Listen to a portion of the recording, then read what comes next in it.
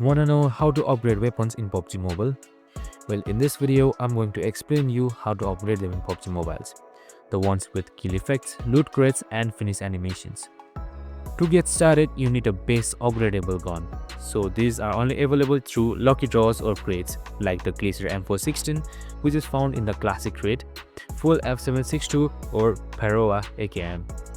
So once you get what, you will notice it says upgradable in the description. Next, go to the inventory, tap the weapon and click upgrade. You will need special materials like paint material and sometimes schematics.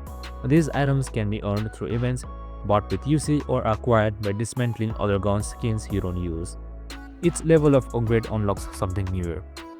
The basic skin is for level 1, level 2 adds kill effects, and higher the level, the higher the skin, and even final form of animation. And that's it. Upgrading a gun fully can be costly, but it gives your weapons a unique style that stands out every time you get a kill. I hope this video helped. If it did, make sure to like, subscribe and tune in with us for more of these videos.